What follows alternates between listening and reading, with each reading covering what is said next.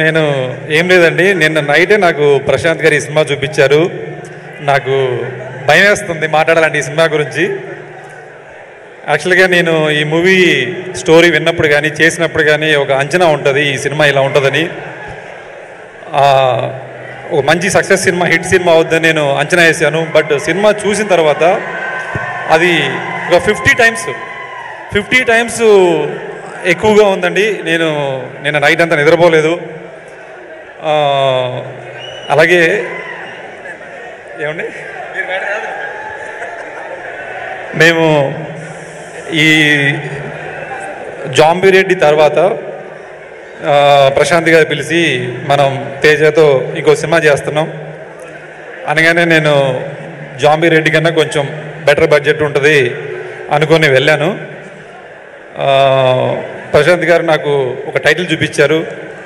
ఇదేంటి చదవమన్నారు అంటే హనుమాన్ అనే ఉంది, బట్ చదవమన్నారంటే ఏదో దీంట్లో ఇంకొక ఇంట్రెస్టింగ్ థింక్ ఏదో ఉంటుంది అన్నట్టుగా నేను కొంచెం సేపు ఆలోచించాను. తర్వాత దాన్ని విడదీసి చదవమన్నారు. హనుమాన్ అన్నారు అంటే కొంచెం అర్థం కాలేదు నాకు. హనుమాన్ అంటున్నారు ఏంటి అని అంటే అప్పుడు చెప్పారన్నమాట. మనకు హనుమంతుడు మన చరిత్ర చూసుకుంటే సంజీవిని మొక్క తీసుకురావడం కోసం సంజీవిని పర్వతాన్ని తీసుకొచ్చేవాడు. అలాగే సీత కోసం వెళ్ళినప్పుడు లంకా దహనం చేయడానికి లంకను మొత్తం తగలబెట్టేవాడు. ఈ ఇన్స్పిరేషన్తోనే హాలీవుడ్లో సూపర్ మ్యాను, స్పైడర్ మ్యాన్ ఈ సినిమాలన్నీ మన ఇన్స్పిరేషన్తో చేశారు.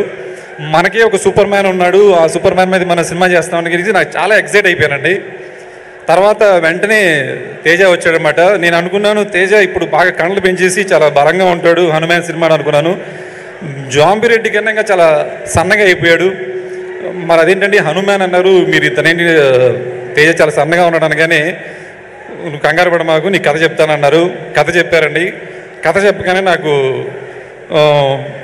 బడ్జెట్ గురించి అడగాలనిపించింది. బట్ ప్రశాంత్ గారిది ఎలా ఉంటుందంటే బడ్జెట్ విషయంలో ఎవరిని ఇబ్బంది పెట్టరు, కానీ ఎక్కడ కాంప్రమైజ్ అవ్వరండి. అంటే ఎవరిని ఇబ్బంది పెట్టకుండా కాంప్రమైజ్ అవ్వకుండా చేయడం అనేది చాలా టఫ్ జాబ్. అది మాకు ప్రశాంత్ గారితో చేయడం అనేది చాలా ఎనర్జీ ఇస్తుంది. అలాగే ఆయన ఒక వర్క్షాప్ లాగా క్రియేట్ చేశారండి. ప్రశాంత్ వర్మ గారిది ఒక వర్క్షాప్ ఉంటుంది. అక్కడ ఒక సైడు రైటింగ్ జరుగుతుంటుంది, ఒక సైడు మా ఆర్ట్ వాళ్ళు మేనేజర్స్ తయారు చేస్తుంటారు, అలాగే ఎడిటింగ్ జరుగుతుంటుంది. ఇవన్నీ ఒక వర్క్షాప్లో జరుగుతూ ఉంటాయి. అది ఒక పాజిటివ్ వైబ్ ఇస్తుంటుంది. కాబట్టి ఈ సినిమా చేయడం అనేది చాలా ఎనర్జీ ఇచ్చిందండి. ఆ ఎనర్జీ నేను సినిమా చూసిన తర్వాత నన్ను మాట్లాడడానికి వీలు లేకుండా చేసింది. అలాగే మా ఈ సినిమాకి అంటే చాలా చిన్న సినిమాగా స్టార్ట్ అయ్యి చాలా పెద్ద హైప్, అంటే ఈరోజు చిరంజీవి గారు వచ్చి మమ్మల్ని బ్లెస్ చేసేటువంటి స్థాయికి వచ్చిన సినిమాకి నాకు చిరంజీవి గారు రావడం చాలా సంతోషంగా ఉందండి. దానికోసం మా ప్రొడక్షన్ హౌస్కి కానీ ప్రశాంత్ గారికి కానీ నేను ప్రత్యేకంగా థ్యాంక్స్ చెప్తున్నాను. థ్యాంక్ యూ అండి. Thank you so much Nagendra గారు for all your efforts. And అలాగే మ్యూజిక్ డైరెక్టర్ అనుదీప్ దేవ్ గారిని వేదిక మీదకి ఆహ్వానిస్తున్నాము. Also music director Krishna Saurabh గారిని కూడా